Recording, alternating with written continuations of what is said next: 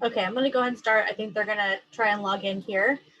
First of all, welcome to the Teen CERT Zoom orientation.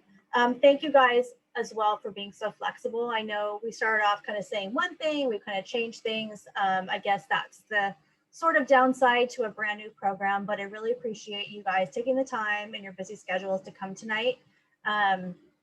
We're going to hopefully fly through some of this stuff. If you have questions, we'll stop briefly.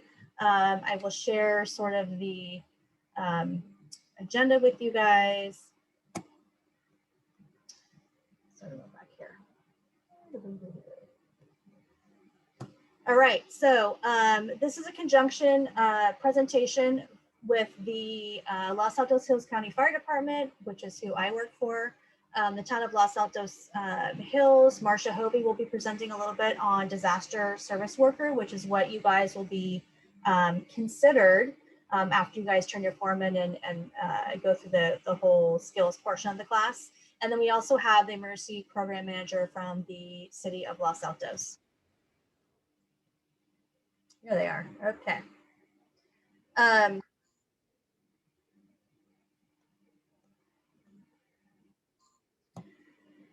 So here's a little bit about what they do. We all are in emergency communication or emergency coordination, emergency management with these towns. I come from a special district, so the roles of Marcia and Anne are sort of similar. I'm a little bit different. I'm more of the program manager. Here they are. Marcia, I'll let you introduce yourself when it's time to do your slides, and Anne, you as well. I did talk about you guys a little bit while you were trying to log on. I apologize for that. So the first one to talk today is Marcia Hovey. She has been really instrumental in getting the Teen CERT program. Actually, both of these women have been instrumental in getting this Teen CERT program up and running. Marcia went to the town of Los Altos city manager and, really, got us going with getting this Teen CERT stuff together. So Los Altos Hills. What was that? I went to the hills. Oh, sorry. This is my third Zoom call in like 4 hours and I'm about ready to, I need to drink some coffee. Sorry. Went to the town of Los Altos Hills to bat for us. And Ann Heppenstall has also been very instrumental in helping us as well. So there's some certain things that we have to cover in order for us to get to down to today. So this is why you're going to get these presentations. And this will suffice for your other second skill day. So we're only going to have one hands-on skill day on the 12th, and we'll go over that at the end of the presentation. So without further ado, Marcia, do you want me to do your slides for you? No, can I share my screen because I updated them a tiny bit? Absolutely. Okay, you have the power now. All right.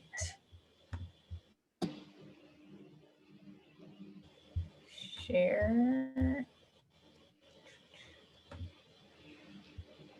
And just a reminder, guys, we're recording, so I have everyone using their first name only, and then if you can stay off video, that would be fabulous. So Marcia and Ann, obviously for reasons we can't have their faces, but you at least have their first names. If you guys have any questions, hit the chat, and I'll go ahead and monitor, okay?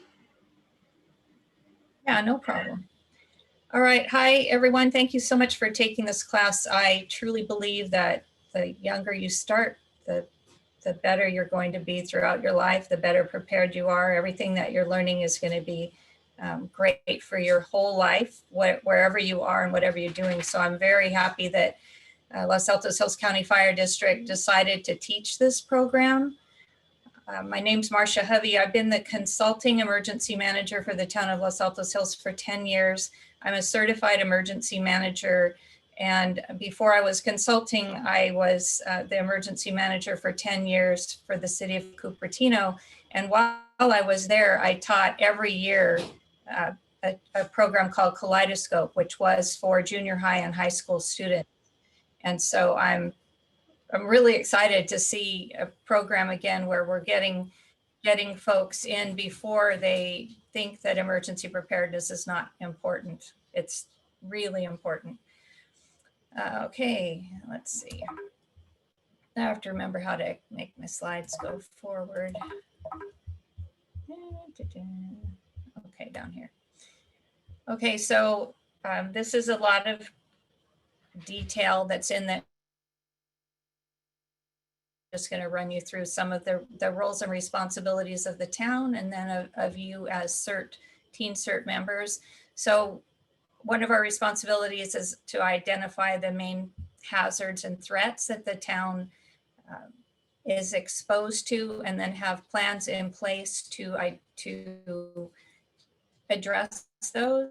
So you can see in the top 10, earthquake is first, wildfire is second, it goes down from there. But any one of these, you saw that it was something that happened for an extended period of time. It can be a very serious issue for the town. And so all of these require plans. We develop and maintain those emergency plans. We make sure that people are trained and have the proper equipment to implement those roles. We manage during a disaster. We are responsible for the emergency. There's a saying, all disasters are local.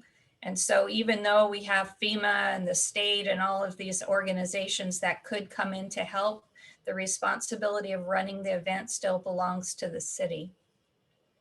One of the things that we do is provide status updates, situation reports to the operational area, Emergency Operations Center, that EOC word you'll hear a lot now. The operational area includes the county and all of the cities. And our county operational area coordinator is the Santa Clara County Office of Emergency Management. We also have a disaster council.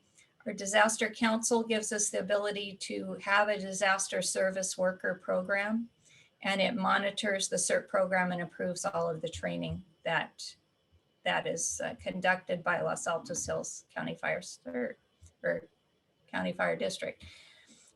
Speaking of disaster service workers, that's as a CERT member now, you are a disaster service worker volunteer for either the city of Los Altos or the town of Los Altos Hills, depending on what it says on your card.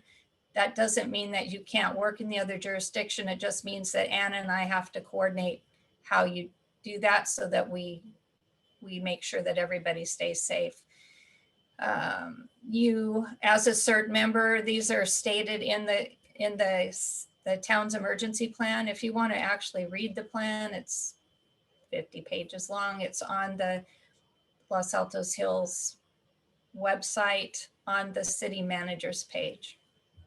So you would assist with the things that you're trained to do, light search and rescue, medical ops, assisting with shelter activities. So if we did have a Red Cross shelter in town, you could work there. And this is all depending on what the processes and procedures are going to be in place for Teen CERT, because you're a little bit different, not a lot different than the adult CERT members. So some of your actions and activities may be limited just for a couple more years. We have things called points of dispensing, which is when it's like what's happening right now with the vaccines. That's a point of dispensing. It's either dispensing a shot or a medication, and then points of distribution, which hand out things like food and water. All of those you've seen probably in person over the course of the last year and a half. You also must adhere to the code of conduct and the operation guidelines for CERT. And then the town does require 2 trainings. They are FEMA independent study classes. You can probably knock them both out in a day as soon as school's out. And we can get you the link for those. The emergency organization, I don't know how much you've talked about the Standardized Emergency Management System, SAMS, or the National Incident Management System, NIMS, but there are different levels of coordination. Like I said, all disasters are local, so we fall down there at that local government level, and then just beneath that, you as a CERT member working at an ARC or another location would be part of the field response.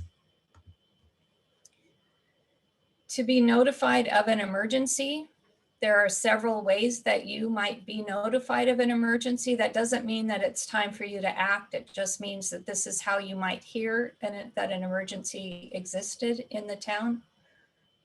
Either through Alert SCC or Nixle, which are the two notification systems used by Los Altos Hills. You can go to the town website and register your cell phones for both of those. You could also see a notification on social media, typically Facebook or Twitter. Nextdoor.com will post information. If it's a big enough event, Foothill College's KFJC radio station would also broadcast that emergency updates. You might also get notified by a knock on your door by some kind of first response personnel or other CERT members. You might hear police sirens or PA systems or helicopters, or you might see it on radio or television. Or it might be the earthquake where it's self-announcing when things fall over and off of shelves. You will know. So when those things happen, there are specific instances when CERTs would be activated, which means that you are now being called upon to be part of the response. I have to move this. My words are covered up by all of your names. So one is that if disaster service workers are requested by the town or by the Office of Emergency Management, it says services, they changed their name. If the town is not available. So there's this redundancy that if town staff needs volunteers, they will request them. But if for some reason town staff are not available, maybe it happened on an evening or weekend and phone lines are down and there's no way to reach them, the County Office of Emergency Management could request assistance from CERT volunteers.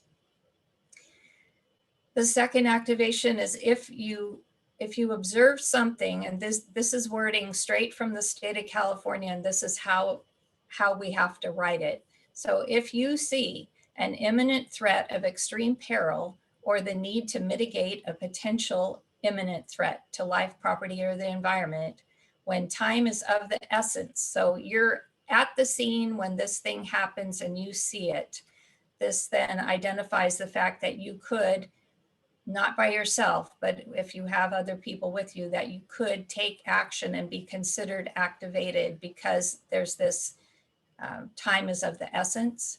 And that does include you witness the earthquake when things fall over or off shelves. Because if it's big enough for things to fall over or off shelves, then it's big enough that you probably should take your family outside, inspect your house for cracks, make sure there are no gas leaks. So that's the part of your activation.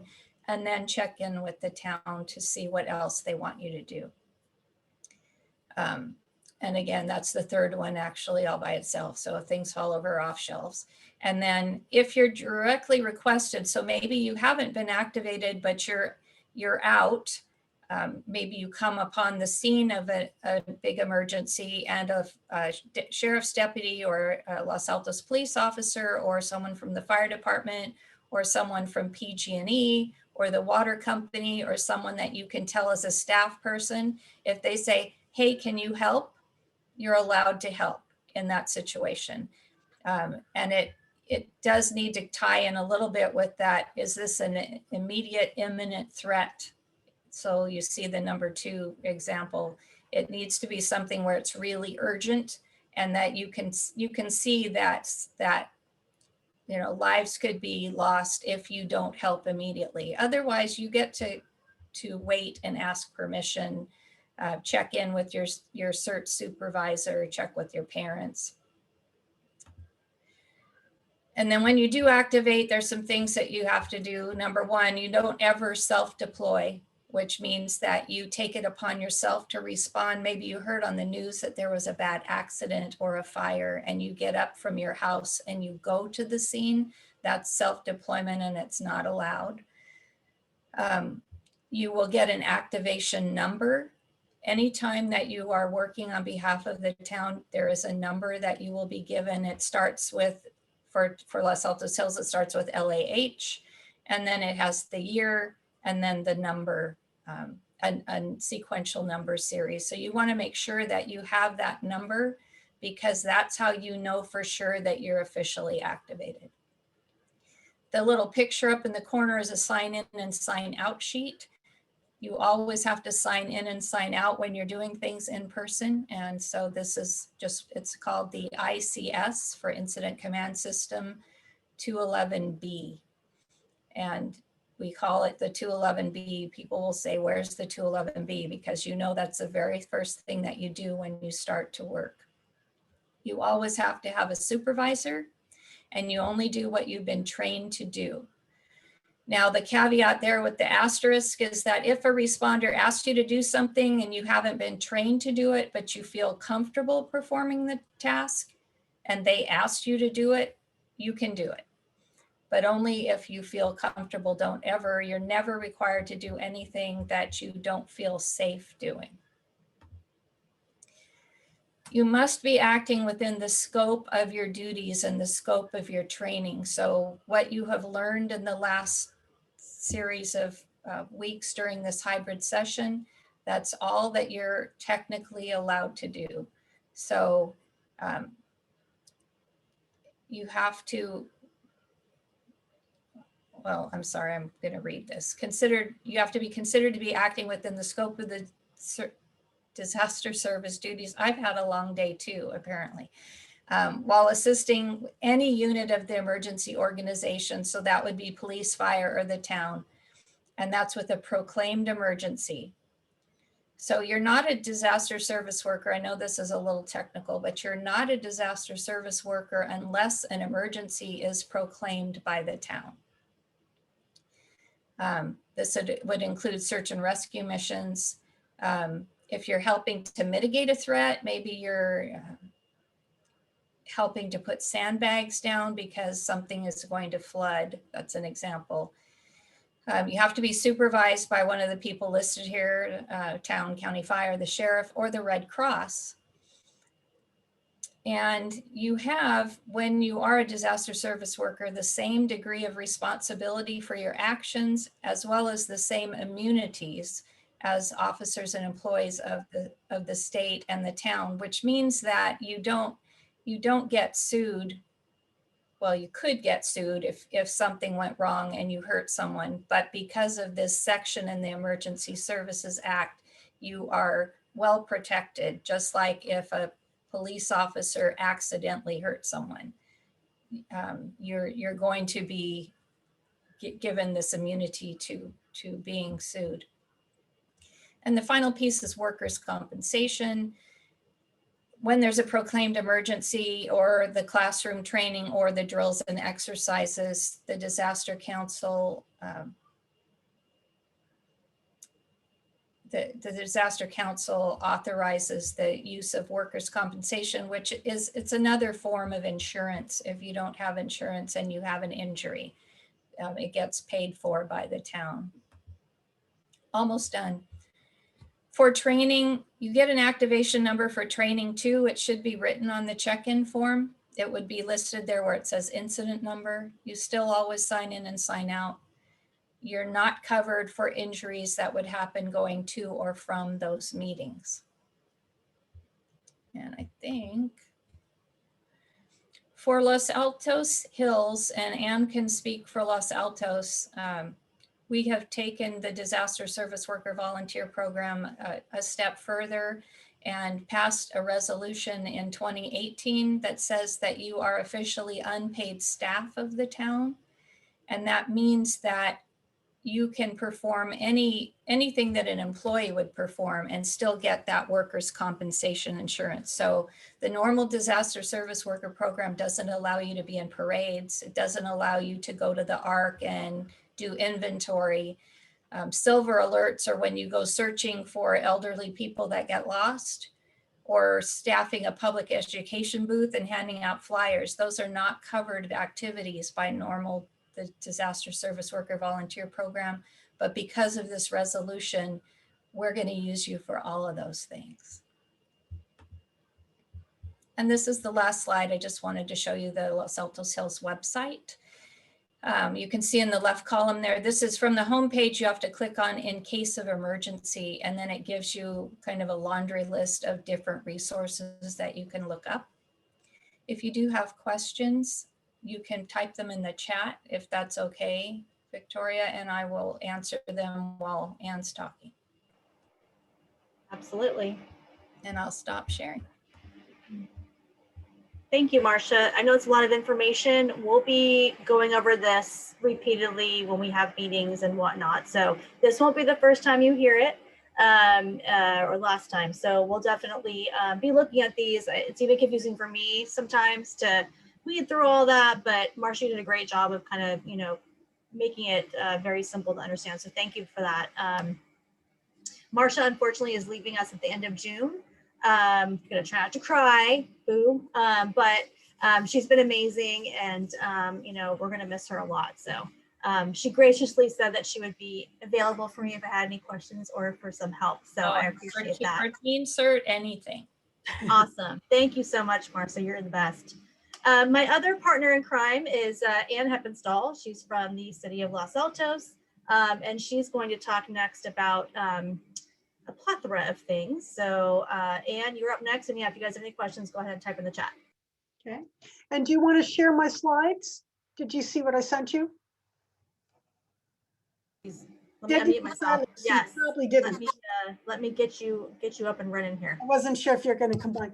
So in the city of Los Altos, we also, you know, things are very similar, or at least parallel, right? You know, which is reassuring. We also have a disaster council. We also have activation procedures. Los Altos Hills is a little more organized. Marcia's been an enormous resource to me, and I haven't quite caught up with everything she's taught me yet, but we're slowly getting there. And so, you know, as you come on board in City of Los Altos, there will be orientations and such to take you through what goes on. The challenges being a minor, we're thinking we probably would not deploy you because we need you to have an adult supervision. And anyway, it'll get complicated, so we'll figure it out. But Victoria asked me to share some additional information. So in terms of training opportunities, but wait a minute, I just finished CERT. You mean I have to do more? Well, it's kind of up to you. We really do want people to continue, you know, do continuing education to keep your skills up. You'll have learned stuff, and then a year from now, you probably won't remember.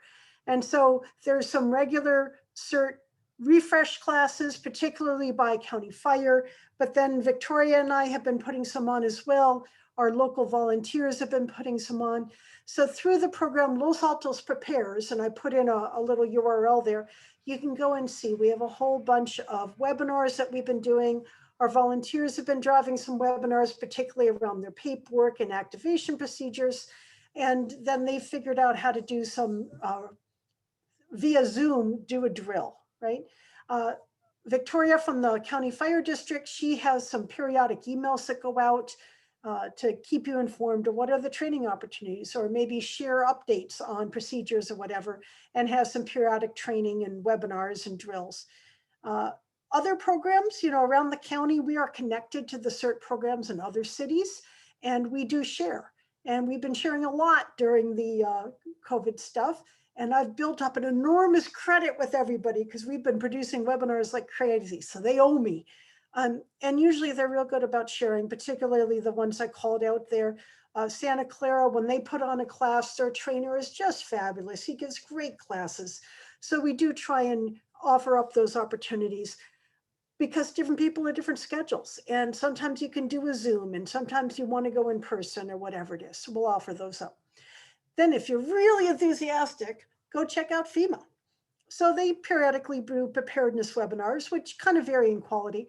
They do prep talks, which I think are fabulous.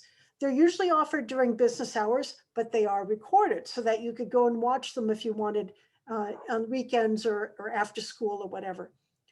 Of course, everybody knows American Red Cross, and if you don't, shame on you.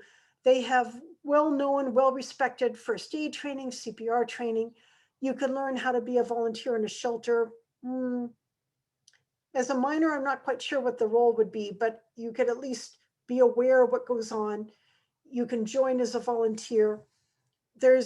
Our county has a search and rescue program, and They do training and drills, and it's pretty intense, but I put it out there. Not quite sure what's involved. I don't know that much about it. Stop the bleed training. Hopefully you've seen some of that. Victoria and I have been hosting some, and I think we have one more coming up. I want to say this Saturday, where we have a fabulous instructor. He's a CERT Campbell, and he has figured out how to do hands-on training on Zoom, and he does a great job with it. And basically, stop the bleed is what it sounds like, right?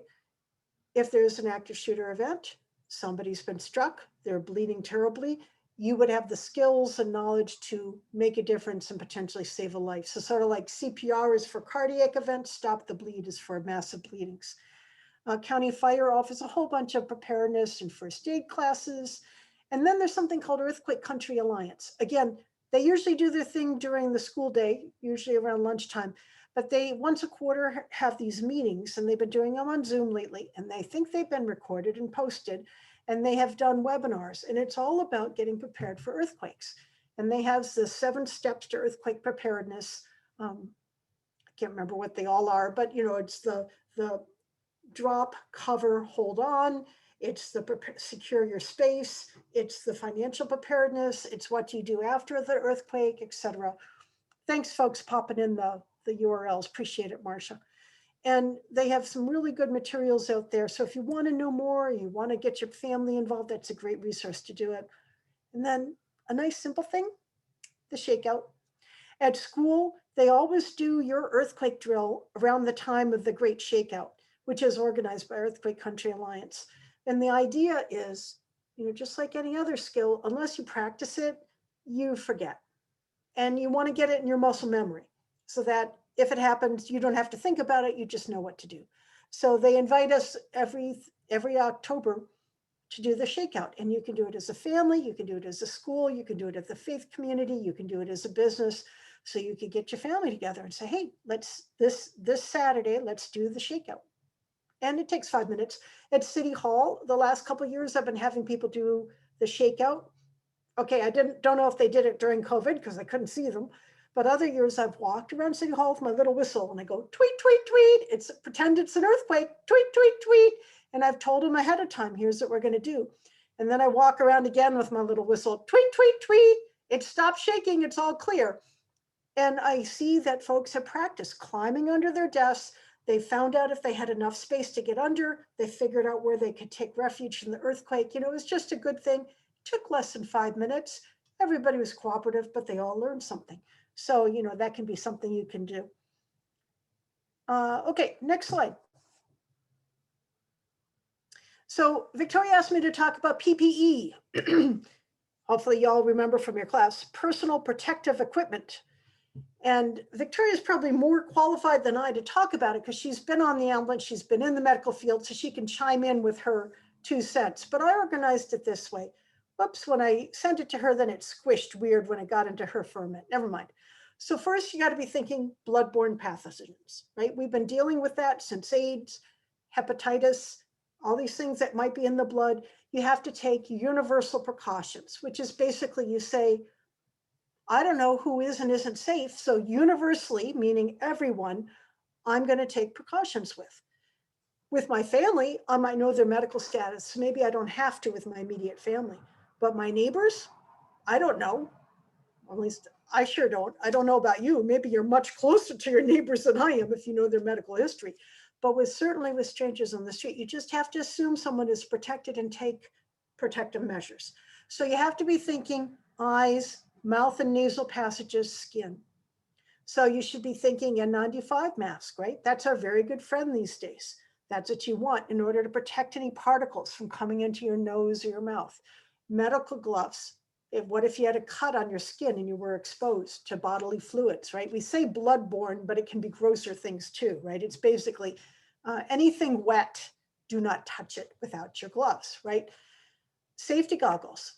And I put a picture like you would have in the chem lab. I mean, some people have others that have side shields and look more like glasses. But if there's things that are spurting, sorry to be gross, I think you're going to want to have a nice seal around your eyes. So you're protecting all your mucous membranes. Next slide, please. So the other one is airborne viruses, right? In other words, COVID, right? We're real familiar with this right now. And for those, we know we have to protect our eyes. We have to protect our mouth and nasal passages, right? We don't want to be breathing this in, nor do we want to touch it and then smear it in our face or in our mouth, right? You know, that would be a very bad thing. So you can take the quiz on your own here. N95 with the valve?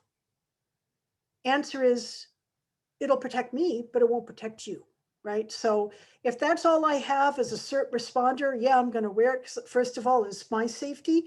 And if I can't help you, you might be in big trouble. So it's probably better to risk exposing somebody else as long as I'm protected.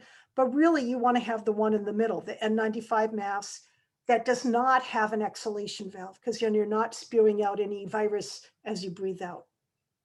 Face shield, I put one of those on because those are real popular in COVID.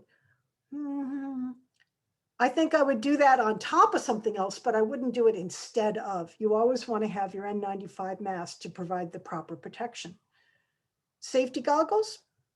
At first, you're concerned about it. Certainly there's no harm in wearing it, but the current theory, at least on COVID, is no, you don't need to have safety goggles. Just don't take your gross hands and put them in your eyes, right? Hand sanitizer, washing your hand, always a good way, good practice when you're going patient to patient, or just, when I say COVID, you want to wash your hands automatically, I hope, right? So it's just always a good practice. Surgical mask, well, we're wearing those now, or the homemade masks, right, to protect ourselves and others. There's some evidence that's okay, or at least it gives you some measure of protection from COVID. But the N95 is just the best thing that you could have. But at least if you had a surgical mask, that'd be better than not wearing anything for airborne viruses. Okay, next slide. Just a couple things. To see Victoria nodding, and you can chime in here to fix me. Yeah, just a couple things really quickly. If you're wearing this N95 mask with the valve, you can always put a surgical mask over that, and that will take care of the airflow that's coming out of the filter. The thing with these is that it protects you as you inhale, but as you exhale, you're exhaling your germs, for lack of a better word, out. So you want to put this over that. And then what's wrong with this picture is that this face shield is great, but like Anne said, you want to be wearing a mask underneath it. So you should never be wearing it like this, just plain without the proper things over your mouth. As a CERT, you will be getting an N95 mask for in your CERT backpack. So you'll have one of those, when we give you your CERT backpack at Skills Day. So just so you know, you'll have access to an N95 mask.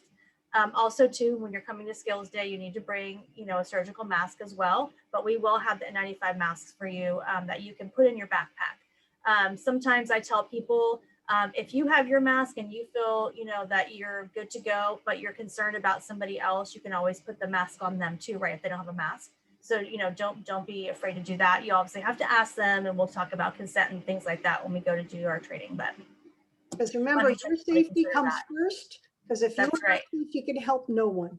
That's right. You got to look for your team safety, protect your team, because you're doing the greatest good for the greatest number. But if you're not safe, you cannot help others. So you start where you are and be safe, and then you migrate elsewhere, outward. Okay, next slide. Then we got to be thinking smoke, dust, and debris, right? So picture there's a collapse of a building, right? Like in an earthquake. You're going to want to have an N95 mask. In this case, if you're not worried about the virus stuff, you can have an exhalation valve that would be more comfortable on an N95. But, again, an N95 without an exhalation valve, that's going to really provide the protection. A hard hat to protect you from any dropping debris. The work gloves to protect your hands. We really would like you to wear safety goggles, because if something is collapsed and it let go suddenly, things can fly around in the air. We want you to protect your eyes. And then I threw in there sturdy closed-toe shoes. So it's something to keep in your bag or with your bag, to have some kind of closed-toe shoes, because if you're out walking around in your Birkenstocks and you're trying to respond to an event, not safe. You're going to have a problem. Smoke, think wildfires. You guys all lived through the big fires last fall, right? And school was canceled and sports were canceled because the air was so bad. Well, guess what protects you from the smoke in the air? N95 mask. So it's good to have that to lay in a stock towards the fall. Okay, next slide, please. So protections, you heard some of this already from Marcia, right? So the key thing with a CERT volunteer is always, always, always work within the limits of your training, work under proper supervision. You don't want to go rogue, or like she said, oh, I hear a siren, I'm going to go, right? You're not supervised. If you're working within the limits of your training and under proper supervision, you're going to have various protections, which as a teen, maybe you don't really think about so much or don't care about, but your parent who is legally responsible for you and any liability you may cause would care a lot. And then there's a couple of things that come into play, right? Marcia mentioned the disaster service worker program. As you get sworn in and get certified as a disaster service worker, then there's all sorts of bureaucracy that goes with it, but the short version is you may be eligible for workers' compensation through the program, which is good for your city because we can transfer that to the state. And more importantly, the liability protection equivalent to a government employee, because that's just a good feeling in the United States where people sue each other. And then potentially you may be eligible for the workers' compensation. Marcia outlined how they've worked around it so that you count as if you're an unpaid volunteer in many circumstances, so that you still have that. There are some umbrella things, the Good Samaritan law. And basically it says if you render emergency care and you're acting in good faith and you're volunteering, then you won't be held liable for something that went wrong, right? So that's comforting. Doesn't mean people wouldn't sue, but it's comforting. And then there's a Federal Volunteer Protection Act of 1997. But in general, you want to know there's liability protection as much as you can qualify for. What are the few hoops I have to jump through to get that? Ah, got it. I can do that. Bloop, bloop, bloop, disaster service worker. Victoria, did I have one more or was that it? I forgot already. Yeah, one more. She also asked me to talk about hazardous materials and disposal. So I broke this into two things, right? Normal times and, disaster stuff. So in normal times, like if it's today, we're operating under normal times, right? No wildfire, no earthquake, no crazy stuff happening. If you have hazardous waste, the county runs a hazardous waste disposal program. And you can look it up on the website. I just Googled hazardous waste Santa Clara County, boom, up it pops. And periodically they're having these free drop-off events and you can bring all kinds of things down there, which are really great to get rid of. I had some old household cleaners, I had some garden chemicals, I had some old paint. I don't want to pour it down the drain. I know better than that. I don't want to put it in the landfill. I know better than that. I want to take care of our environment. And I also know that combining things can be unsafe to me as well as the environment. Well, you can take it to the county. They will properly dispose of it in a responsible way. Paint, your house might have this too. I have a corner where I had all this old paint and I looked it up, paintcare.org. There's all kinds of drop-off locations. And I found the Kelly Moore store near me. I just drove up, said, hey, I got a bunch of paint to get rid of. Oh yeah, let me come on out and help you. Took it all, great. And again, it'll be responsibly disposed of. If you have old medication, don't pour it down the drain. Don't flush it down the toilet. We keep hearing about, oh yeah, they look in the water in the bay and there's trace amounts of penicillin and antibiotics and birth control and et cetera, et cetera. It's because people flush old medications down the drain. Don't do that. We want to do it responsibly. And there are various places you can do that. I know that the Los Altos Police Department has a drop-off bin in the lobby. Right now the lobby's locked, but you just call up and say, hey, I want to drop off medications, and an agent will come on out and give you access and you can stuff it in the bin. I think Walgreens does that too, but I didn't look that up because it's so easy for me to do it at police department. Sharps, if you're someone who regularly uses needles, like a lot of diabetics may have a regular use stash of needles, look up how to do that responsibly. There are some sites to do that because you want to be responsible for the poor workers in the waste stream. You don't want to poke them with your needle. Think bloodborne pathogens, right? And then batteries, of course, that can go very bad in the landfill. We want to be responsible there too. And I know in the city of Los Altos, I can recycle with Mission Trail. It's super easy. Check with your local municipality. And I do know there's a drop-up in the lobby of the Los Altos Library where you can cruise through, pour in your used batteries, and again, proper disposal. But what about in a disaster? Flip the foil. And I'm not going to be able to look that up. Whoops, we lost a foil. But the basic thing it said was, it depends. So in a disaster, it's going to depend how severe the event was, where it was, what got disrupted. Because if it's Los Altos Hills having an evacuation for wildfire, parts of Los Altos Hills and a lot of Los Altos will be operating normally. Yay. But depending on what the event is, you may have to temporarily store hazardous material or biohazard material, biological waste. We're going to need to get some direction potentially from the EOC about what are we going to do with this. So, you're going to turn to your supervisor in the field, to the CERT supervisor, and they're going to have to make a plan and get some guidance on how to do it responsibly, because we don't want to just, ignore the environment. Okay. There we go. She found my slide. Yeah. So I said everything that's on there. Sorry. That's okay. Luckily, I remembered what I wanted to tell about. You're awesome. Yeah. Any questions for Anne before we let her go back to her normal life? Woohoo. Okay. I don't see any questions, Anne. Thank you very much. You're going to see a lot of Anne as a teen CERT. We do a lot of things together, a lot of trainings. We obviously in a disaster, there's no boundaries and they're super close to us. So, in the future, we look forward to really branching out more into Los Altos, Mountain View, and really a lot of these cities for teen CERT. So thank you very much. We've been reaching out to Mountain View Los Altos High School District and doing some partnering and some discussions. So hopefully you'll see us working with you guys in the fall drills that you'll have. So we'll see how it all goes. So thank you, everybody. Good night now. Thanks. Okay, let's get to the rest of our presentation here. So again, we have to go through some of these kind of not so exciting things to be able to get you guys to the one day. So they want us to kind of talk a little bit about documentation. I will let you know that, you would think that we all use the same kind of documentation. We don't always, but there's some general rules that we do follow when it comes to documentation. So when I mean documentation, there are certain things that during a disaster that we have to document properly in order to be able to report back to FEMA. I think that Marcia talked a little bit about FEMA, the Federal Emergency Management Agency. So there, we want to make sure that we have the proper things documented. Will you be doing a lot of documentation? No, we'll probably not be having you, doing that, maybe assisting. Maybe writing down some things that have happened. Those are things that I've seen people do as well. But I think for you guys, just having the knowledge that this is something that you may come in contact with is really kind of what we're looking at here. So typical, let me make this better here.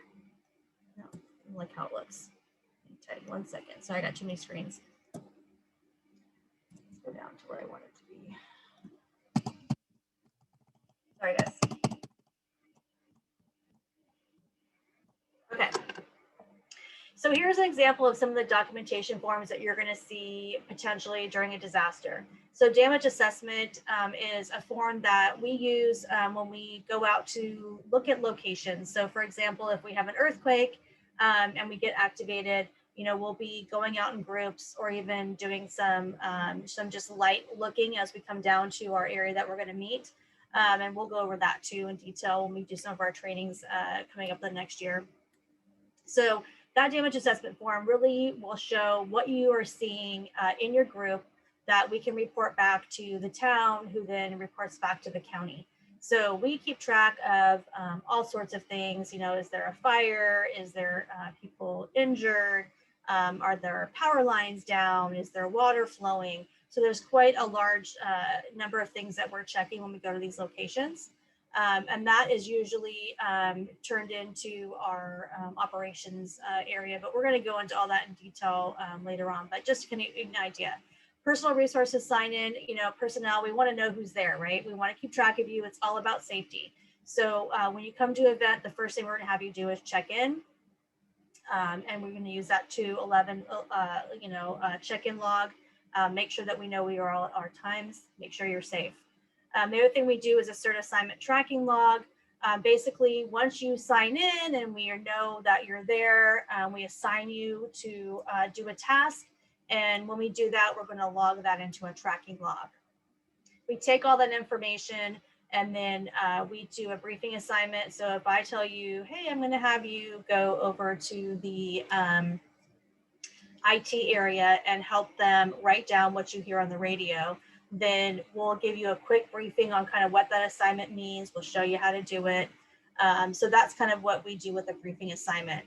The treatment area record log, when we have a disaster and we have people who are injured, we're going to be setting up a medical area. And in that medical area, we want to record and make sure that we keep track of all the people in that area, because those people may end up going home on their own. They may end up going by an ambulance. They may be driven by somebody over to a hospital. So we really want to make sure that when those people come in that area, we record they're there, record what we've been doing with them, and how we've treated them, so that that information can be referenced. The communications log is something that is run by we have two different teams that are going to deal with communications. We have a communications team itself that includes our IT area and also our recon area. So they are the ones who are going to keep track of all the communications that are going back and forth, what's being communicated. A lot of things come from the damage assessment. So if I'm on a reconnaissance team, recon is when we send somebody out and say, I want you to go up to Parisma Park and take a look and see if you see anything that's life-threatening. So you go up there and you see something, you say, oops, I see something. I'll fill out a damage assessment, part of the damage assessment. I'll do an incident report. So those things are how we kind of keep track of our communications. Equipment inventory, obviously if we're going to be assigning out equipment, we're going to want to be able to, inventory it back in. What goes out must come back. So we have people that deal with equipment inventory. Typically it's our staging area. We have a general message. That's pretty much, some of these events are big, and if we don't have everyone with the radio, we may be taking general messages and passing them along. So that's another documentation form that you see. Los Altos Hills CERT has a little bit different way of doing things than the city of Los Altos. We're working on getting better coordinated in our efforts. So, you might see some of these things in our repertoire forms or not, and you may have the same with Los Altos. But again, you guys won't really have to deal with this too much. It's just sort of an introduction to what these forms do. So kind of the flow that happens is the incident command post is really where we have people that are doing the assignments and tracking people. They're the ones that have to, figure out who, what do we have to take care of, who's going to do that, who's going to make sure that that's done safely and properly. So we start at the command post. That's really where you're going to see, the incident commander who's actually running the event. So those arriving volunteers that I talked about going to go look at certain areas, they're the ones who handle the damage assessments. The personnel resources sign-in goes to the staging logistics. It can also go to the command post area too, so they kind of know, they kind of share a lot of these forms here and there. We do that with our command post at Los Altos Hills. Functional teams, those are the ones that are going to be actually doing some of the tasks. And then we have our victim treatment area, like I talked about, where we have the recording of who the victims are and what we've done to treat. And then obviously the inventory sheet for equipment and the communications log of what's going on. So that pretty much wraps up a little bit about the documentation flow and just some of the things you're going to see. If you guys have any questions, hit up me up in the chat. If not, we're going to go on to some of the things that you're going to learn a little more of this hands-on when we do our skills day, but there's certain things that I can talk about now that may kind of give you a little bit more of an idea of why we would be doing those things when we go to do our skills. So when we talk about shock, it's probably something you guys heard, a lot of, right? We're talking about physical shock to a person. Shock can manifest itself in several different ways and reasons. But really it's hard to diagnose, but there are certain things that we want to look for that might make it a little bit easier. Again, you know, it can be caused by multiple things. So what are we really looking for when we look for somebody who's in shock? They're going to have rapid and shallow breathing. A normal person breathes between 12 and 20 times a minute. If you see somebody really, right, you're going to know that they're definitely not breathing how you would normally breathe, right? So just look at how you normally breathe compared to how they're breathing. There's also a way that we can check with how they're moving oxygen in the body. And we do that by taking their fingernail and pressing in. If you press it on your fingernail, it'll turn white. And then if you let go, it'll quickly turn back pink again. If it takes greater than 2 seconds, just count 1, 2, and you're not seeing that go back to pink, that means that they're losing the ability to pump blood around the body well, like we're doing. So that's going to be a big key component for you to check. And then just simple commands. You know, hey, can you squeeze my hand? Squeezing the hand is a good one. It also sees where they're at. You know, mentally, it can see where they are physically. If they're not able to squeeze your hand because they're injured, that's another good assessment tool. A lot of people think that people who are breathing fast and maybe, you know, seeming like they're having some panic in their voice and panic in their body, that could be a sign of shock. It could also be somebody just having some anxiety about what's happened. But really, you want to make sure that you're looking for these physical reactions. You know, also people in shock won't have pink, warm, dry skin. That's kind of what we say. Pink, warm, and dry is good. Like most of us right now are pink, warm, and dry, right? But when we start having internal bleeding and problems with our heart, our body starts to go into this shock mechanism. So that's where you can look to see if you think that they're having issues. Again, we're going to go over this in skills day 2, but just to kind of give you an idea, shock is life-threatening. And if you don't, you know, take care of it quickly, it can quickly deteriorate. So you definitely want to get on top of shock.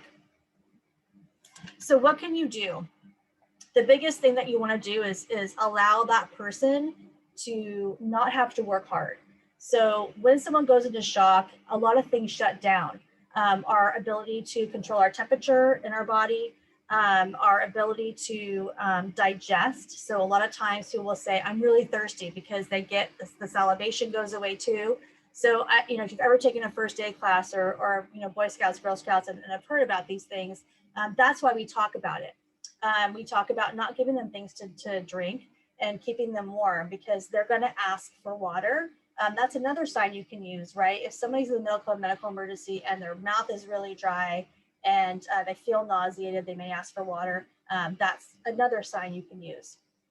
But what we always want to do with maintaining body pressure, body temperature, if they're in any kind of wet clothing, get that off. You're definitely going to want to lay them down on the ground. They should be flat on their back, and definitely something underneath them on the ground.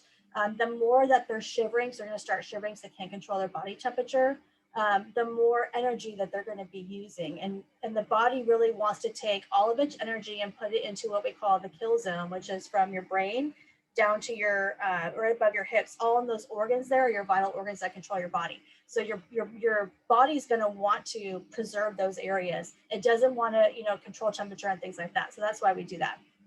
You know, warm layers, you know, get them out of the cold, make it comfortable for them so they don't have to worry about keeping themselves warm. And that is one way that we can treat shock.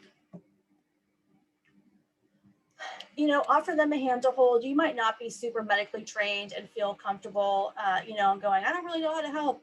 Really just doing those things, first assessing, you know, laying them down, using a calm voice is always good too. You know, if you're, you know, really hyped up and you know, to make them more nervous. So, you know, just kind of offer them a hand to hold, you know, maintain eye contact and always tell them what you're doing too. So, you know, hey, I'm first aid trained. I'm gonna, you know, I want to keep you warm, so I'm gonna put this blanket on you.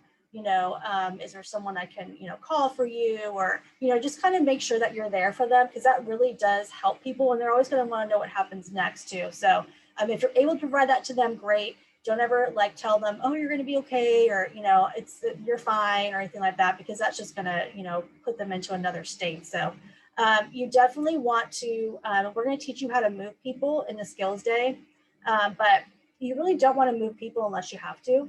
But if you have to move them, move on to get each other person, let them know. But, you know, don't move them. And then if you have to leave them, let them know, hey, you know, someone else is going to come along. That's kind of how we do triage. We have a primary triage, and then we'll have other people come and re-triage. So definitely somebody will be coming, you know, and let them know that so they don't feel like they're alone.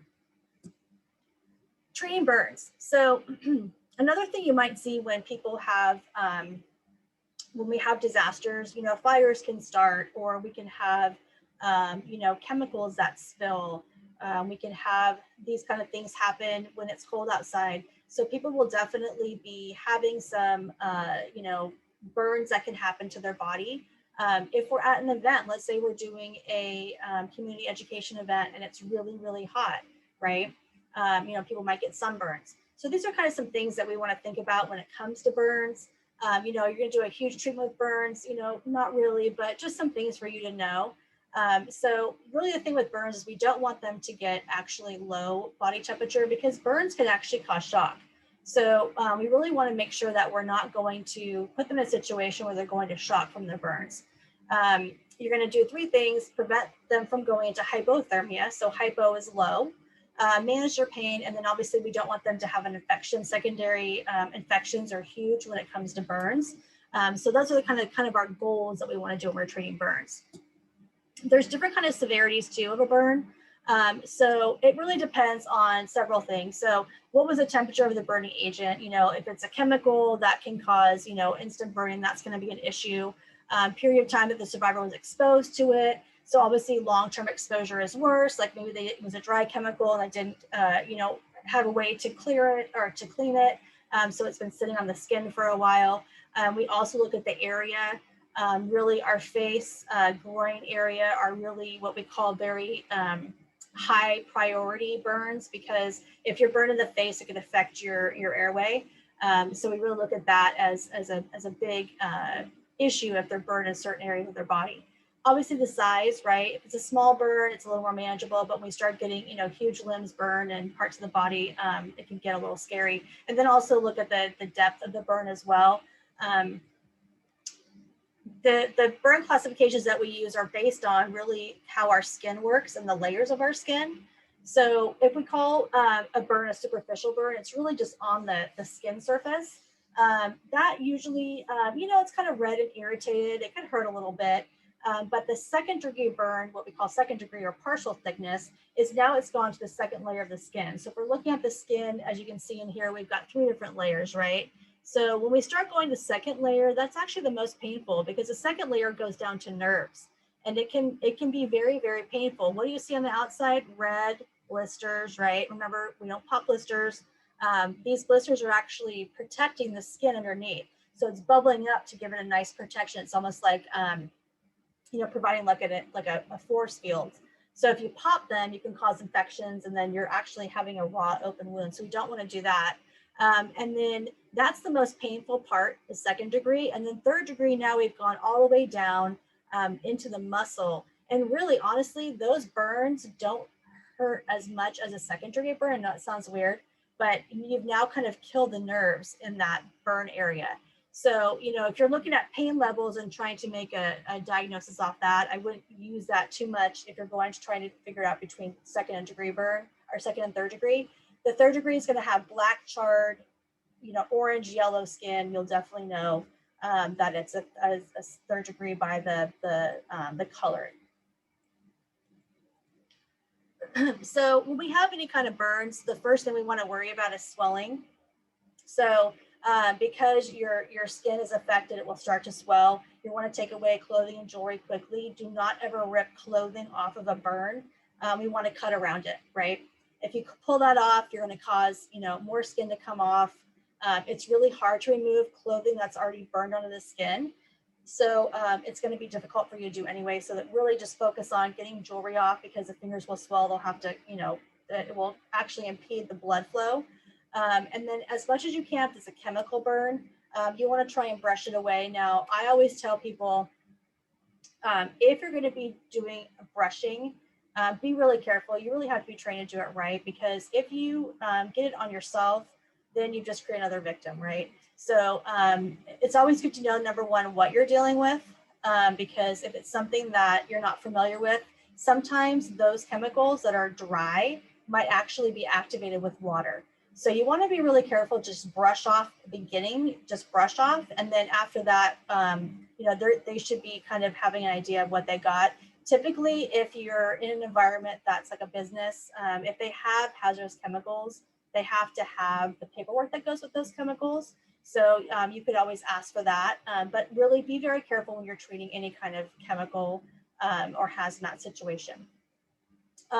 We do recommend flush with lots of cool running water, but again, you need to know the chemical, because that chemical could actually activate with water and make things worse. So you can always apply cool wet compresses to relieve pain. Remember, we never put ice directly on skin. So if you're going to use like a, you know, I would probably do like a really cold rag with really cold water, but I would not put ice on it.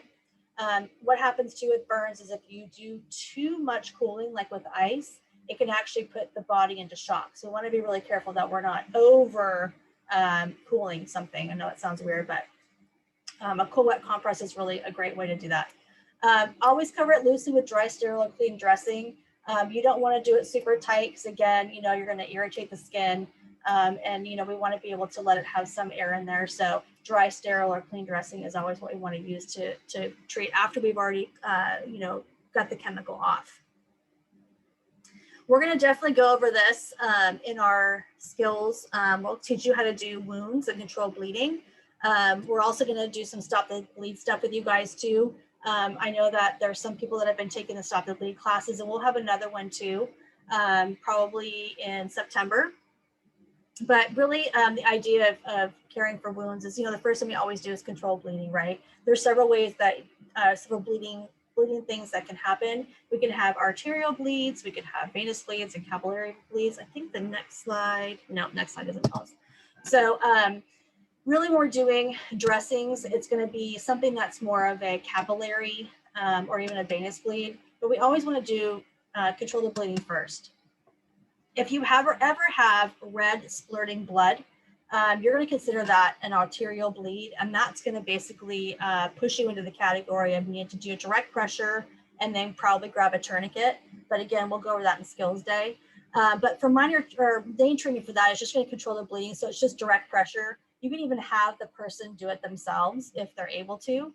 And then once we hold it enough with some gauze, we check it a little bit here and there to see, release the pressure and see if the gauze is bled through. Never pull the gauze off because it will unclot what you've already clotted up. So just leave the first 2 or 3 layers of gauze. If you need to replace the outer layers, that's fine. We're also not creating the, like, you know, Leaning Tower of Pisa with like a ton of gauze. I've seen some people that just have, you know, hands full of gauze, and you know, you kind of lose that that integrity of the pressure. So, you know, 5 or 6 gauzes, if it bleeds through, replace them. Once you see that the bleeding has stopped, you're going to just do a quick dressing directly on the wound. You can see in the picture there, that's them doing direct pressure. And then all you're going to do is take gauze and wrap it around the wound. And we will definitely teach you how to do that. And then you put something in place of that. I like to use some wrap called Kobe, and it kind of wraps around it, sticks to each other. You could use tape. Or even tuck it under. I've done that too. So, but we'll teach you guys how to do this. I just want to kind of go over it very briefly with you. I know it's kind of weird we're talking about cold related injuries because we are in California and it was what, 90 some odd degrees today, but we can have some days that dip below freezing.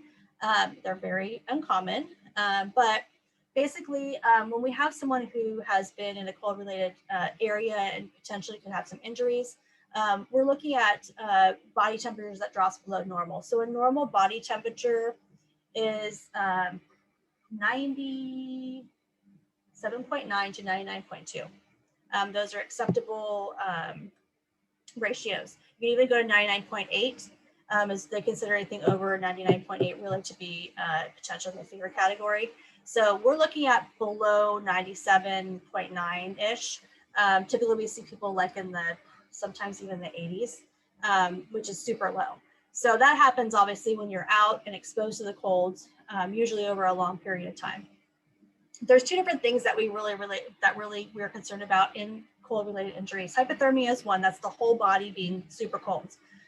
Frostbite is kind of when we have blood flow to the extremities that gets shut down because it gets so cold. We see that a lot with fingertips, noses and toes, and sometimes ears. So those are the areas where the blood flow start to shut down. It causes tissue death. The interesting thing about frostbite is you could get frostbite in January, but it takes about 6 months for if you get like in your toe will fall off over a 6-month period. It gets gangrenous and it just lacks blood flow. So they always say, I think they say like frozen in January and off by June. It's kind of a weird thing. So, you know, what can we do to treat that and how can we help? So what we're looking for, so anything below 95 is considered full-on hypothermia. We're looking for redness and blueness of the skin. Numbness and shivering is definitely something I've seen with people who have had hypothermia. They start kind of being able to not talk as well, their slurred speech. They don't really know, they kind of start getting a little confused as to where they are and what they're doing. So they become a little bit of unpredictable in their behavior. I know like people have found people who are hypothermia like in water. I don't know if they thought they were going to, you know, be able to higher their body temperature by getting in the water, but they start to do kind of interesting things. They're also listlessness, which means they don't move around a lot. They're kind of laying there, you know. I definitely have seen some people in hypothermia, and that's pretty close to what you're going to see with symptomology. So what can you do? We always tell people remove the wet clothing right away. The wet clothing, I know a lot of people think, no, it's, you know, it's kind of keeping them protected. It's actually making it worse. So we're going to remove the wet clothing. Obviously, if we're going to, you know, put them in a blanket, we want to put something under them so that they're not, you know, on direct cement or something like that. Keep them sheltered and covered. So it gets a little bit tricky with hypothermia. So once you start to massage the skin, it will start to actually break down. So we don't want to, you know, vigorously rub people. I know that's kind of a old wives' tale, but you definitely don't want to attempt the massage. You just want to try to do some, you know, heating measures. Be careful as well. Don't put them in a hot shower. We talked about shock. If you put somebody who's that cold in a hot shower, they will start to go into shock and have potential cardiac issues, heart issues.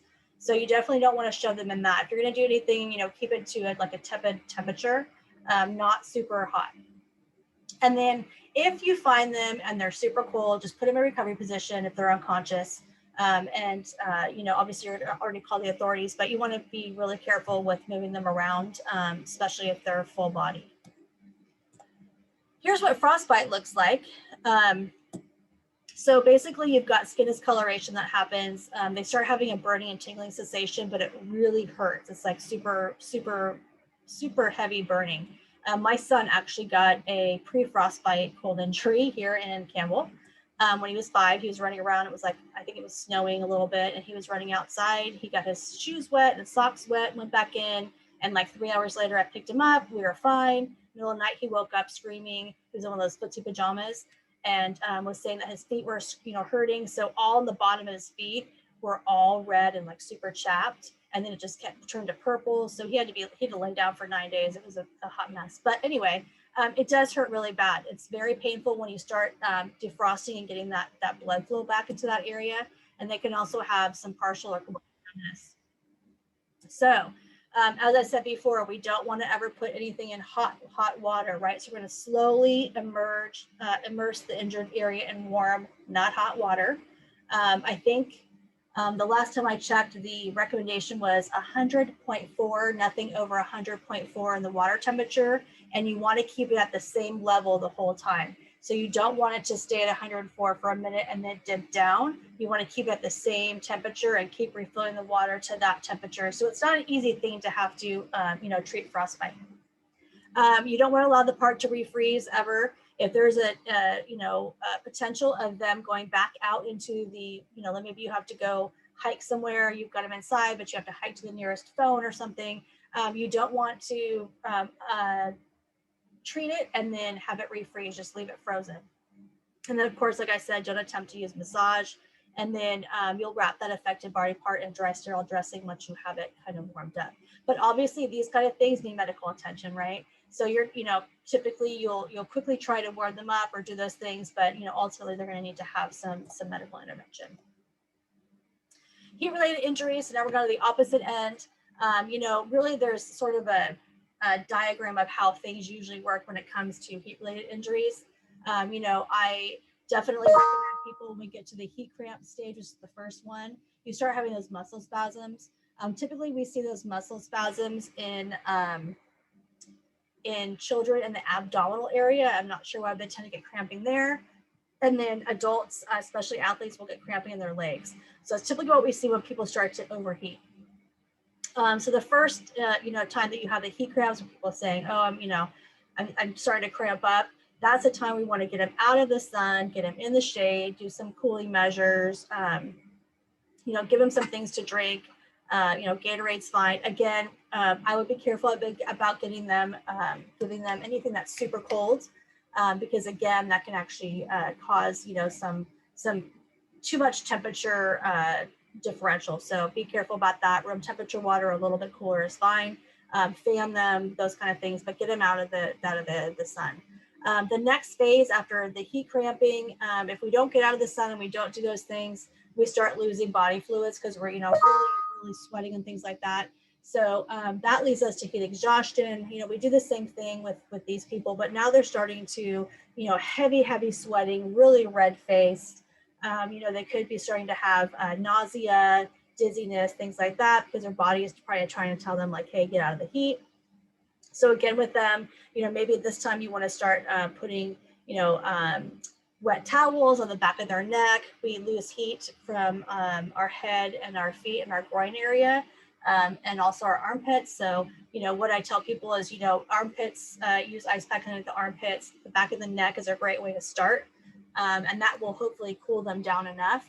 And then have them, you know, keep trying to get those fluids in. Heat stroke is the next phase. If we can't get that body heat down, heat stroke, usually people are up in the 106 range, 106, 107, 108 in their body temperature. Because at this point we stop sweating because we're just not even able to regulate our body temperature anymore. We will have very red, almost burnt looking skin. And then at that point, some people will go into unconsciousness. At the heat stroke phase, if you have somebody who's that hot, our suggestion is putting them, immerse them into a tub as long as they're conscious and you're able to do it, up to their chin with some cool water, not cold water, right? So kind of a tepid, a little higher than room temperature, a little cooler than that.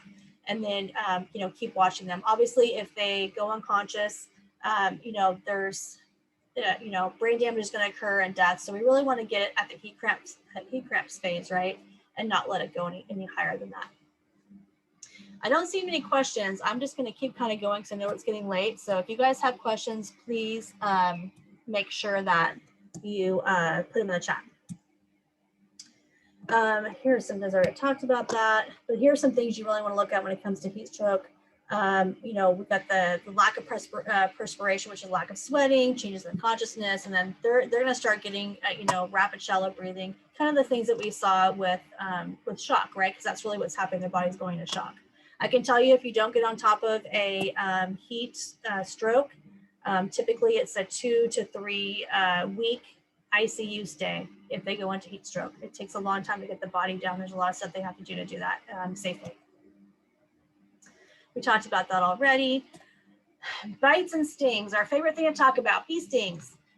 Any bites or stings, you know, if they're suspected, it's non-emergency, you know, for general first aid purposes, we don't really remove anything out of anybody. However, if it's a bite, or I'm sorry, a sting with a bee, you could just take like a credit card or a license and or something stiff and just kind of go across the stinger. So you want to do it against the way it went in, right? So you can pull it out. That's the quickest, easiest way. The more the stinger stays in there, the longer it's going to burn. So you know, getting it off there and getting it out of there is always good. You know, wash it really well, and then you can ice it. They do burn pretty bad. I got bit like a couple of years ago. And I was like, geez, this actually really burns. And I got the stinger out right away. So, you know, wash it real quick, good, and put the ice on the site for about 10 minutes on and off. You know, really 10 to 20 minutes. I would say definitely 10 for a bite or a sting. But, you know, if it's a larger injury, we say about 20 minutes on and 20 minutes off. but you can try putting ice to get the sting away, the burn. And then if it's a bite, you definitely want to really focus on washing it, and you want to look at what the bite was, right? Obviously, there's an emergency. There's going to be some other things that happen with that. One of the emergency situations you will possibly see with a sting is anaphylaxis. Anaphylaxis is when you start having swelling, swelling of your airway. Usually it's your tongue that can swell, the back of your throat can swell, your lips can swell. We also consider anaphylaxis if you have a major hive reaction, like major in your chest area is what we're really concerned about, or even all over body. Some people have immediate vomiting if they've ingested something or been bit by something. Also, people that have cardiac issues, a lot of people don't realize that, but you can start having chest pain from allergic reaction. If you ever want to know about allergic reactions that are out there, just get somebody's prescription description, and you'll see all kinds of side effect stuff for anaphylaxis. It's pretty much what they say on there is what the reactions that we see. So if you have somebody who's going to anaphylaxis, what you're going to start seeing is some kind of reaction pretty quickly within the first probably 2 or 3 minutes, at the most maybe 30 minutes. So you're going to watch them pretty well after a bite or a sting. Keep them calm, obviously. And then if you start seeing them having problems breathing, or you start seeing the hives or some of the reactions, then you're going to get an EpiPen if they have it. Most people who have had a really bad anaphylactic reaction have an EpiPen on them. I know schools now have EpiPens that they can administer. They've all been trained in it.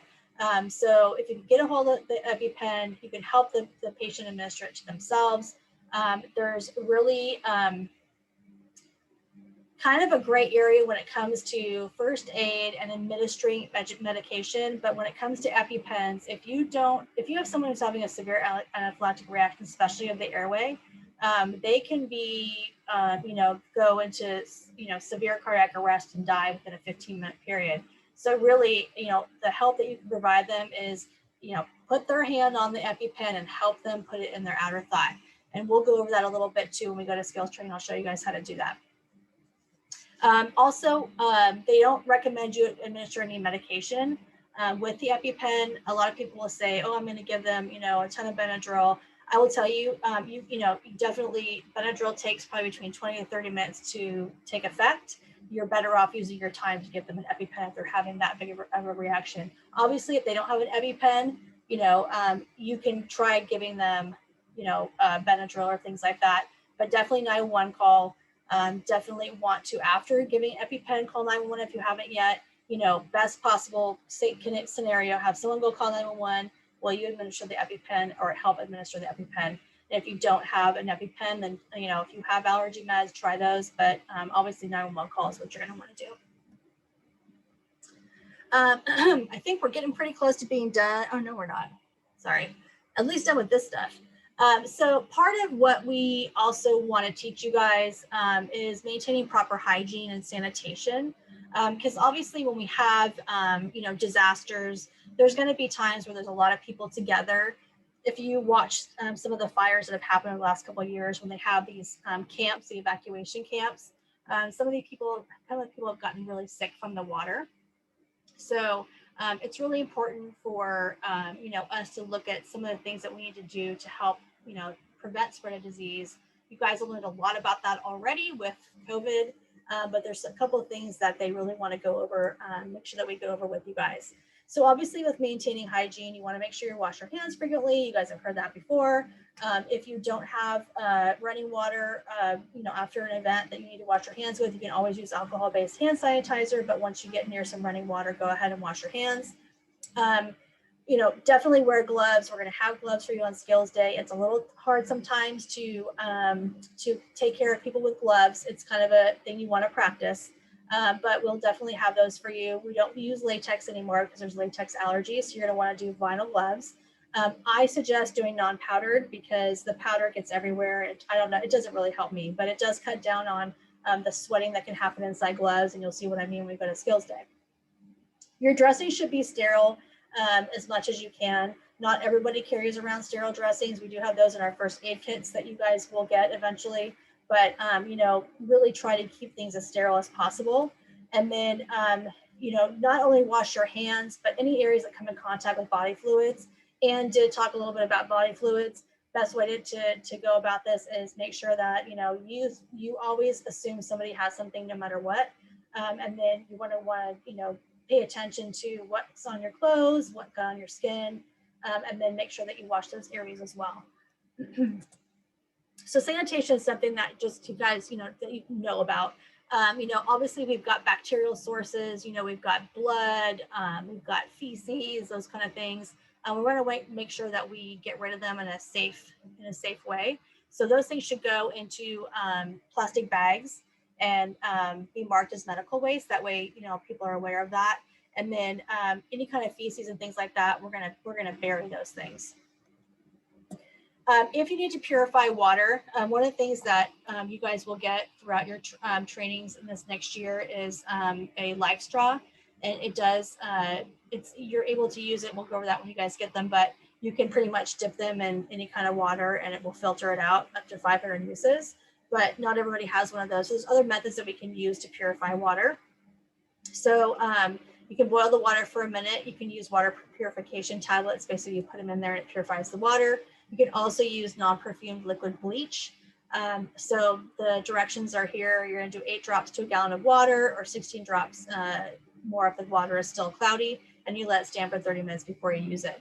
This is in times where, we've had disasters, and usually during disasters, one of the things you want to be worried about is the water, because sometimes it's not working properly, and it's contaminated from, X, Y, and Z reason. I know in Santa Cruz, the water, under the CZU lightning fire, the water didn't come on for like 2 or 3 weeks for some of the people I know that live up there. So just know that, they do watch those kind of things. They do checks on the water, but you want to make sure that you are definitely taking care of your safety when it comes to water purification. We're going to move on from the first aid part, and we're going to go to some disaster psychology really quickly. Basically, we want to make sure that when you're involved in these disasters, that you are taking care of yourself and doing the things that you need to do to keep yourself mentally healthy and happy. So one of the things that will happen potentially when we come upon disaster is the first thing you do, and I think Anne dealt with that, you may be dealing with your own personal losses from the disaster. You may be working in your neighborhood and seeing people that you know and love, hurt, injured, upset, and it may make you feel a little bit unsafe yourself and insecure about what's going on. So we definitely want to address this a little bit. We're going to be doing some self-awareness things too as we go on the next year on how to take care of yourself. So, one of the things we talk about too when it comes to disaster situations or shocking things that happen to us that we're not ready for. The five F's are the ones you really want to think about, right? This is how you can kind of deal with, especially this is really geared toward active shooter. So the five F's is freeze, flight, fight, fright, and faint. So what do we do? Why are we doing that? So first of all, we're going to freeze, and we're going to stop, look, and listen, and be on guard and watchful. If we need to fly out of there, we're going to flee, right? If you have a situation, you fight back, you attempt to combat the threat. This is kind of stuff you probably learned in your active shooter drills that you have at school. Fright is the tonic immobility when in contact with a predator playing dead. So you're going to basically play dead, or you can faint, and it's basically a fear-induced fainting. Psychological symptoms of trauma, there are really 3 categories, and if you guys have taken the disaster psychology unit, they really go into a lot of these. This is more of a repeat for you guys. So 3 of the big psychological symptoms that we see is in 3 categories: emotional, cognitive, and spiritual.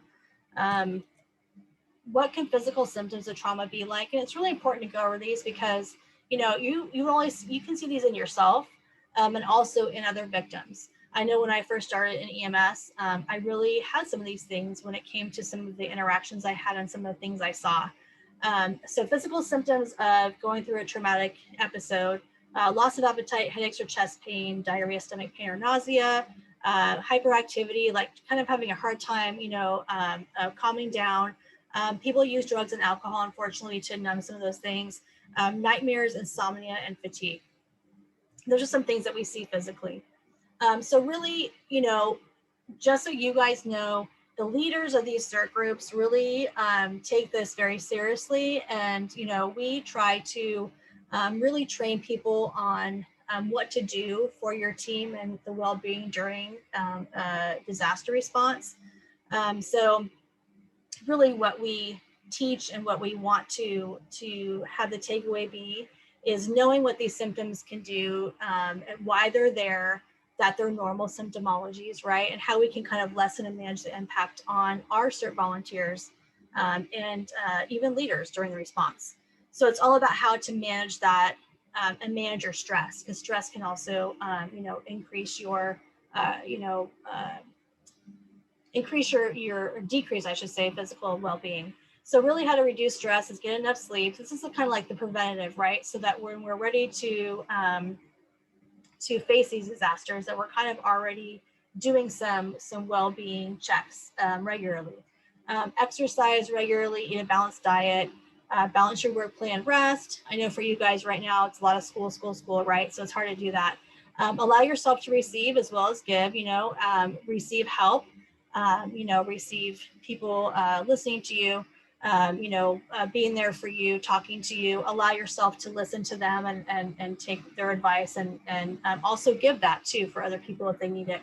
Connecting with others and, using your spiritual resources that you have. So obviously, that's pre, and then trauma can also, happen after the disaster. There's certain phases that you guys will learn when you take the disaster psychology course if you haven't already.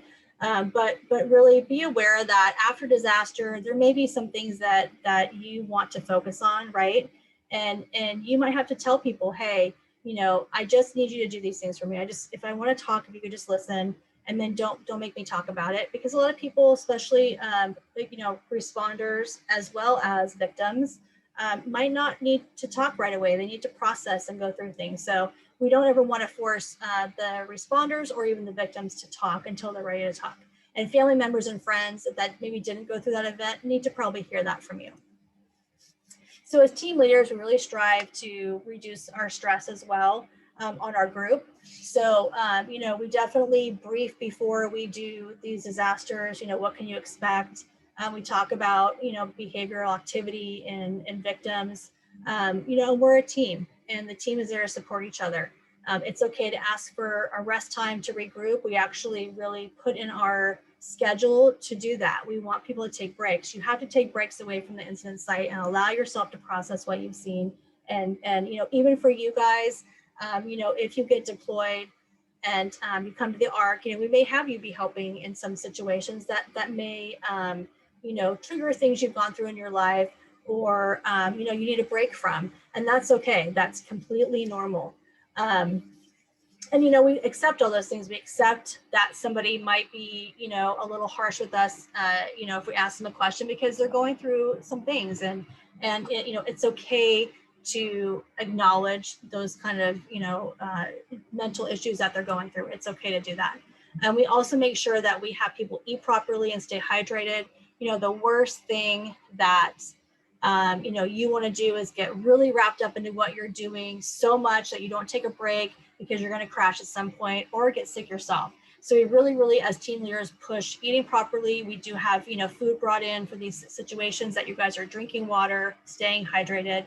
And then watch out for each other, right? If we see that somebody else is kind of maybe looks, stressed or sad or really tired, hey, why don't you take a break? I'll cover for you, or things like that. So we want to be aware of that. Keep rotating teams and duties. Some duties are harder than others. So we want to really acknowledge the fact that, hey, so-and-so has been doing this for 3 hours. They're kind of over their break time. Let's get them rotated out to something a little less, give them a break and then rotate to something maybe not so heavy duty.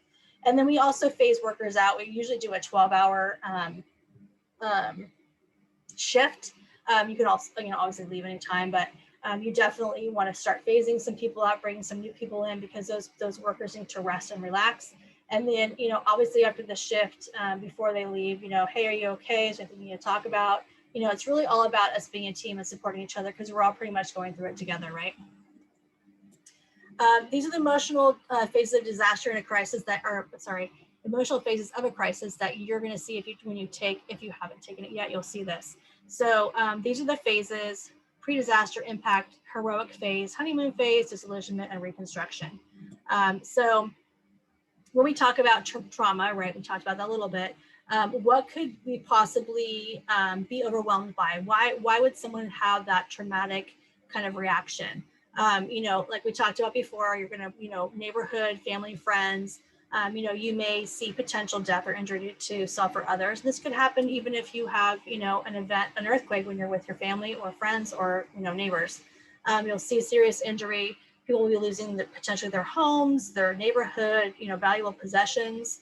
And then maybe they don't know where their family's at. So these are kind of some things that really can trigger someone's ability to kind of cope and make them completely overwhelmed. And that's when it starts, we start seeing the cognitive functioning. Cognitive is thinking, kind of how they think. That's when they start physically having those symptoms, and then their interpersonal relationships start to kind of, be stressed, right? And then sometimes we have people who may have had prior experience with a similar event, and it's bringing up those feelings, intensity of disruption, individual feelings about the event. The emotional strength of an individual is what we can see. Sometimes they come through this really strengthened, and they learn a lot of things, and it makes them stronger, right?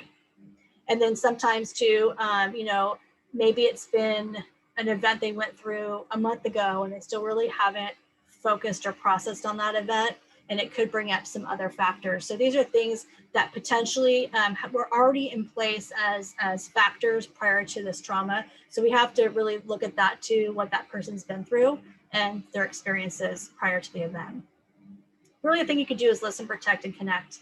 Listen to them, pay attention to what they say. It's really all about listening. A lot of these survivors, they don't need you to tell them what to do or how to do it. They really just want someone to listen to and pay attention to what their needs are. And then really the thing that you want to, come out of this with is, if you ever have somebody that you are talking to that has been through something and they just want to talk to you about it, a good thing to say is, what can I do for you? What's the number one thing I can do for you right now? And a lot of times that's all they need, is just someone to listen and to offer that support. And then, connect them with loved ones and friends. If someone's gone through an event, even if it's just something like a car accident that they've gone through themselves or some other friends, always make sure that they're connected to people who are checking on them and listening to them if you can't provide that for them after the event. Here are some things not to say during these events. It can trigger people really to not a good place. So, and I know it sounds ridiculous that, you're like, someone could not possibly have said it to someone in an event, but really we do sometimes, we don't know what to say. So here's what not to say. I understand. Don't feel bad. You're strong. You'll get through this. Don't cry. It's God's will, because obviously we don't know what the religion are. We don't want to be, throwing out those kind of terms. It could be worse. At least you still have blah, or everything will be okay.